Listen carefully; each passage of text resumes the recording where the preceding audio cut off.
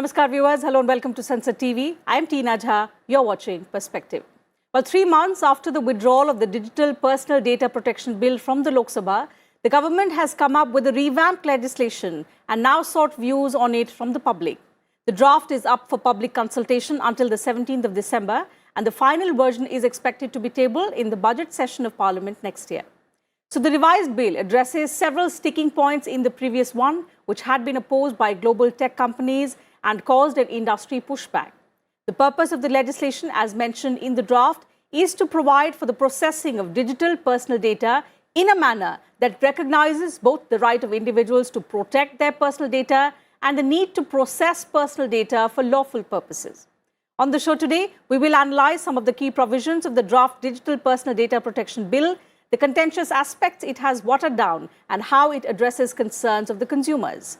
Joining me are 3 eminent experts. So let me first introduce them to you. Pleased to welcome Mr. Anuj Agarwal, Chairman, Center for Research on Cybercrime and Cyber. Here, Mr. Agarwal is on protecting personal digital data. Do you see that as an improvised version from what was withdrawn by the government 3 months ago? So the focus now is clearly on digital personal data. How do you look at that aspect? I think you are right.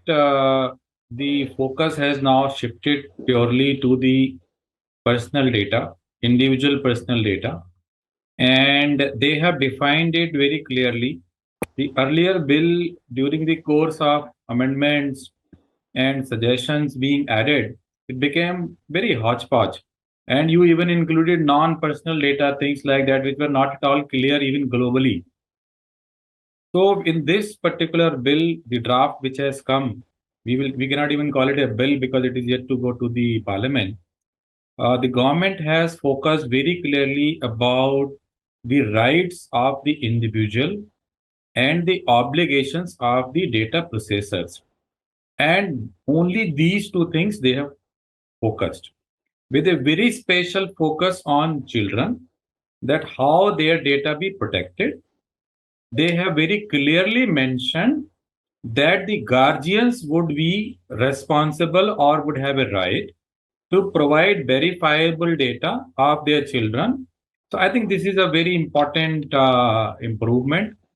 Second, they have for the first time probably brought some very interesting thing, that the person who is providing the data, they would also be responsible for the accuracy of the data. Typically, such things are avoided in the legislation, but this time very boldly they have been able to bring it in, that it is not only the duty of the data processors or those who are keeping the data to protect each and everything. It is also one of the primary duties of the people who are providing the data to provide accurate data, to not file frivolous complaint. I think this is very, very important. That's right. And we have a complete chapter on the responsibility of the citizens as part of our constitution, which somehow we have not been able to implement. So they have in this bill has brought those things as part of a law. I think this is a very good beginning they have made. Yes, the penalties are looking big in terms of numbers to Sure, begin that's with. right. Mr. Agarwal, we'll come to the penalties bit in respect of hefty fines, Mr. Agarwal. Since the draft bill has been published, all of the experts, just like the 3 of you, have described it as a friendly, a simpler version, an improvised version from what was released earlier and which was withdrawn. But the fact that a lot of experts are also apprehensive on the steep penalty, they think that there should be a graded system, perhaps, something which is which has the right checks and balances so that it's not misused. How do you look at the aspect of penalty? Is there scope to further bring it down and make it in sync with what's been demanded? There is a need to change this amount which is given, because if it is 200 crore for each and every company, then it is either too much or too less. So it should be linked to the number of subscribers, the kind of data they are holding. And because if you look at the value of data, the typical value of the data is $150 for each and every personal data kept with the company. So this is the value each and everybody's personal data is adding to the enterprise value. Now, if this is the way enterprise value is added through the personal data, the breach should also be punished according to that.